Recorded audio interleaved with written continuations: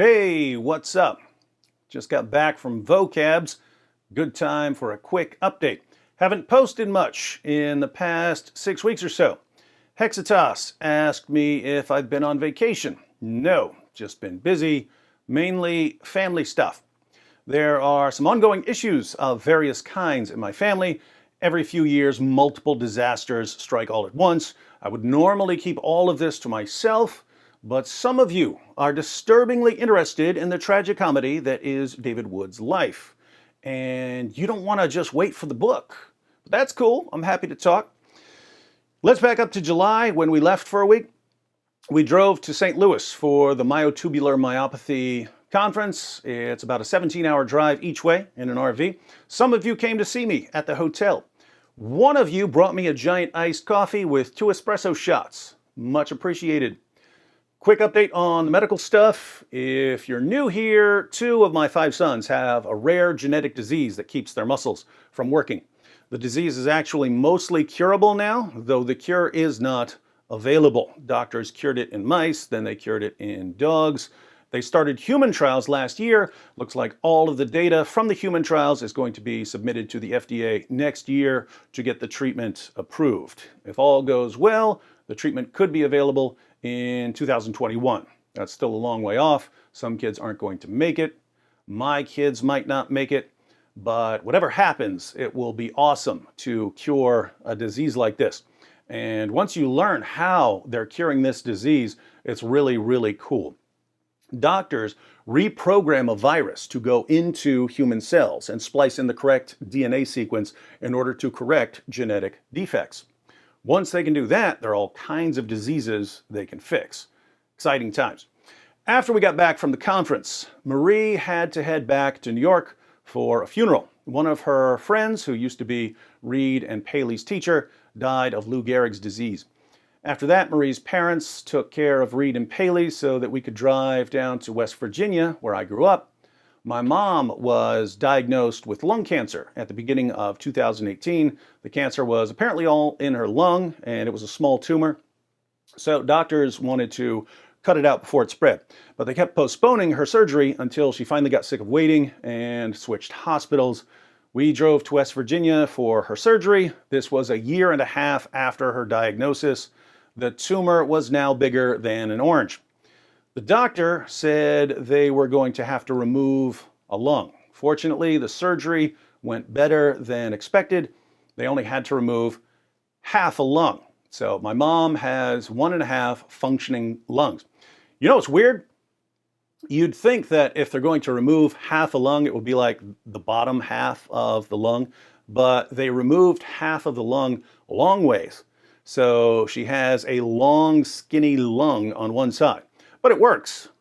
Now they'll be testing her to see if there's any cancer left.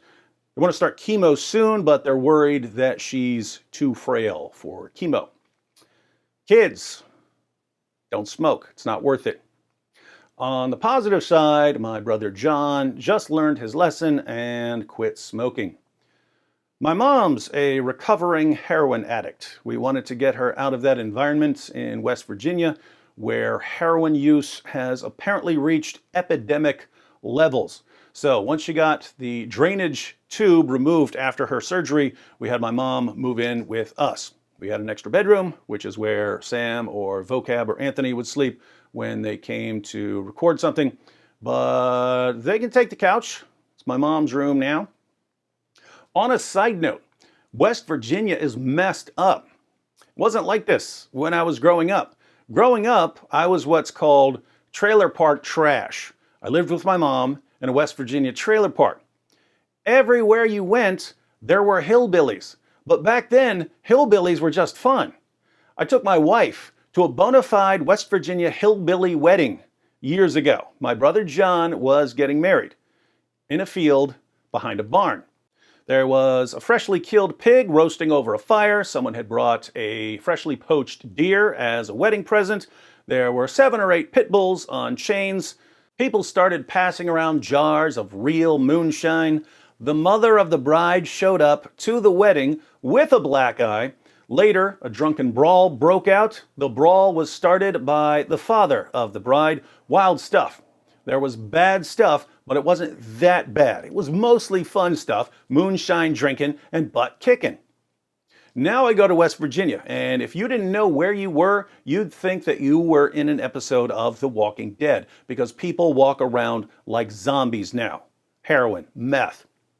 Kids, stay away from West Virginia. Though I suspect that the epidemic is going to spread to every other state as well. Anyway, after my mom's surgery, I picked up Sam Shamoon, Vocab Malone, Adam Coleman, and John McCrae. We headed to New York for the Cross-Examined Instructors Academy. When we weren't at the conference, we were doing other cool stuff in New York. We recorded a bunch of footage. I'll post some of that footage sometime soon because there's some good stuff in there.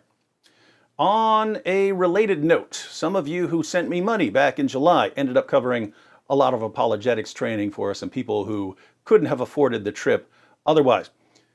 It was funny because months ago, I was telling people, yo man, sign up for the Instructors Academy. It'll be awesome. But David, I can't afford it. Don't worry, man. Just sign up. I'll cover it. I had no way of covering it. These things just tend to work out. Then people gave me a bunch of money. Problem solved. Awesome trip for everyone. Now, before someone says, but I gave that money for your kids. I already bought everything Reed and Paley could possibly need except for a wheelchair lift. I still have to get that installed. I have an awesome van and I have a folding ramp, but it doesn't work with the power wheelchairs. They're too heavy. So I'm having a lift installed. Other than that, Reed and Paley have everything. So I bought some other stuff. For instance, I've never really bought furniture. I've always taken someone else's used furniture or something someone was getting rid of or something someone didn't need because he was getting locked up. So I'd say to my dad, yo, if you're looking at 2 years in jail, instead of putting your stuff in storage, can I have some of it? Our bedroom furniture was my wife's bedroom furniture from when she was a kid. It clearly wasn't made for adults. The drawers were too small. But it's what we had. Not anymore. At 43 years old, I bought my first dresser. I bought a giant man's dresser that comes up to here on me. My wife can't even look in the top drawer without standing on a chair. This thing is massive. It can hold all my fresh gear. So anyway, I bought everything I needed and there was still money left over.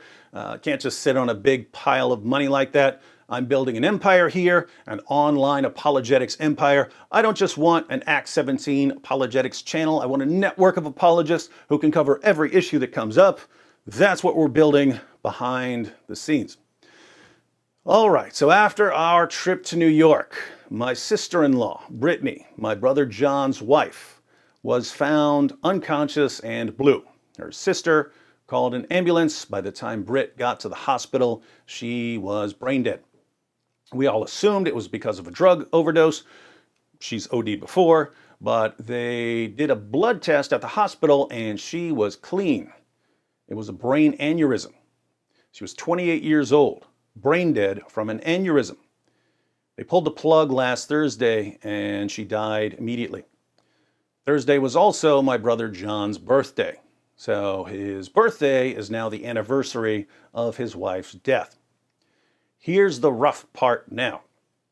John and Brittany's son, my nephew, Little John, was born addicted to heroin. My brother John was in jail for drugs and guns and robbery when his son was born. Child Protective Services put my nephew, Little John, into foster care. Brittany spent more than a year getting clean so she could get her son back. She was given supervised custody a month ago, and then she died. My brother John got out of prison 2 months ago. He still has 3 months left in a drug program, but a month from now will be the 18-month mark since CPS has had custody of Little John, and they can technically put him up for adoption before John has a chance to get him back. Everyone in the family is willing to take Little John, but CPS seems hell-bent on giving him to someone else. I understand not giving custody to me. I'm a convicted felon and a former mental patient. I get that. But my cousin Brandy also wants to adopt him, and she's little goody two shoes. She's the one who would always snitch on me when I did something. CPS won't give little John to her either. So that's what's going on. We're all trying to keep little John in the family. We'd all like to see John, my brother, get his son back. I know he sounds bad because of the drugs and such, but John was always the good one. I was the cold-blooded psychopath brother. My brother Manny was the hot-headed, flip out and fight 10 people at once brother. John was the nice one. He would only fight if he had to, and even then, he'd hit a guy a couple of times and then stop and ask, "Have you had enough yet?" So John was always the nice one. He got into drugs in his 20s and then took a bad turn. He's clean now, and his wife just died. So John's at one of the most important crossroads in his life. He can either sink into a depression and turn back to drugs, or he can be a man and step up for his son. I think he'll step up. Again, he's the good one. Kids, don't do drugs. Here's what sucks and terrifies me about drugs. If you get addicted to something like meth or heroin and then you somehow get clean, it's almost like you have to be perfect after that, because you can be clean for 6 months or a year or 2 years, and then all of a sudden you have a really bad day and you hit the needle or the pipe just once for old time's sake, and then you're right back where you started. Best way to win that game is never to play. So these are the ongoing adventures of my family. Right now, we're focused on the rescue of little John and the redemption of his father. Sometimes it almost seems hopeless, but I've realized that I kind of like hopeless situations. Hopeless situations can be awesome. Think about it. My nephew, little John, was born an addict. His grandfather, my brother John's father, we had different fathers. John's father was the baddest dude I have ever met. I spent years in prison with murderers, and my brother John's dad was the baddest dude I ever met. 6'3", 300 pounds, ex-linebacker, ex-professional boxer, violent dude. He would fight entire bars full of people. He died on his way to kill my mom. Police cornered him on a bridge. He told police what he thought of them, and he jumped off. That's little John's grandfather on his father's side. The man died on his way to kill little John's grandmother, my mom. Little John's grandmother, my mom, is recovering from heroin addiction and lung cancer. I don't know anything about his grandparents on his mother's side, except that his grandmother showed up to his mother's wedding with a black eye, and his grandfather started a drunken brawl at said wedding. Little John's dad was in jail when he was born. His mother couldn't have custody because she was an addict. He got to be with his mother for 1 month before she died. And now he might get to be with his father in a few months. His father will be fresh out of prison and a drug program, trying to take care of a baby who doesn't want to smile. Sounds pretty bad. But what makes it bad is also what makes it awesome. If little John comes out of all that dysfunction and achieves anything in life, that's awesome. If my brother John steps up and disrupts the pattern that he was born into and becomes a good father, that's awesome. There are sins that are called generational sins. Parents pass them on to their kids, generation after generation. Those patterns have to be smashed to pieces, and it's a glorious sight to see. So we all want to help John and little John get through this situation. We'll have a better idea what CPS is going to do in the next month or so. If things aren't looking good, I'm going to get John a lawyer. Britt's funeral is this Saturday. It'll be a classic hillbilly funeral out in the woods. I won't be able to make it because I'll be speaking in Texas, just outside Houston. But Maria's driving down with my mom and Luke and Blaze and Kepler. Little John is going to be at the funeral, so Marie and my kids will finally be able to meet him. All of this makes you sit back and think. Apparently, you can just drop dead from a brain aneurysm one day. I could drop dead from a brain aneurysm tonight. Tomorrow is not guaranteed. So we have to think about what's important, what's going to last. I've been making videos about Muhammad for years now, and it's time for me to apologize to Muslims everywhere. I've focused so much on Muhammad because millions upon millions of people have been manipulated into thinking that they should base their lives on his teachings.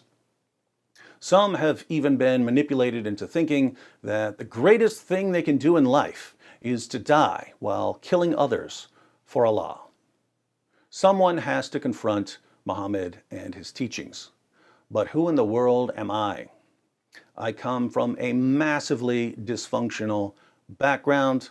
My dad was a drug dealer and an alcoholic. He died with his head in a garbage can. My mom was a drug addict. Now she's battling cancer. I've been to multiple jails, multiple prisons, multiple mental hospitals. My brothers are in drug programs. My sister-in-law just died from an aneurysm. I have 2 disabled sons who have endless medical problems. I'm surrounded by family catastrophes. The world is falling apart all around me. And every time disaster strikes, when the dust finally settles, I'm left standing there thinking, wow, none of this hurts me at all. I must be indestructible. And if I'm indestructible, if I can take anything this world can hurl at me, then I have to believe that I'm this way for a reason, because I believe in a God who is sovereign. I mentioned earlier that I like hopeless situations. What could be more hopeless than the rapid spread of an ideology that calls for the violent subjugation of the entire world? Let's make it even more hopeless.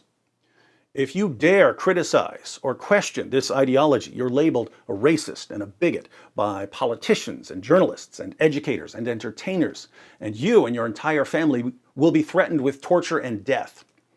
Utterly hopeless. I feel like I'm made for this. I keep getting sidetracked by family disasters, but once the disasters are over, I feel more powerful, more focused, more invincible, like I should fling myself relentlessly at the biggest, most hopeless situation in the world and see which one of us breaks first. Muhammad was a madman. Sometimes it takes a madman to deal with a madman. The world needs a madman. I am that madman. So I have to apologize to Muslims everywhere for not taking my calling seriously enough, for not coming at your prophet hard enough, for not working diligently enough to rescue you from the deception you've been manipulated into accepting. I hereby vow to get back on track. But I think it will take a couple of weeks. I'll probably post Muhammad Meets Stephen W. Hawking tomorrow. I know I was supposed to post Muhammad Meets Darth Vader last week, but I needed some outside help with some special effects. Fine, I'll give you a quick sneak peek. Some people believe my special sword is the same one Isa will use when he returns to kill all the pigs and the Antichrist. It's called the Sword of the Prophets. Counterfeit religion and ancient weapons are no match for a good lightsaber at your side. Really? Well, my religion is now the ultimate power in the universe. Allah commands I use it. Don't be too proud of this suicide vest you've constructed. The ability to blow up a boom boom room is insignificant next to the power of the Force. See, I didn't know how to do that. Then my special effects guy said I should sit on this video until a new Star Wars trailer drops and everyone is interested in Star Wars, so that's what I'm going to do. But I'll probably post another episode of Muhammad's Boom Boom Room tomorrow. Then I'm heading to Texas.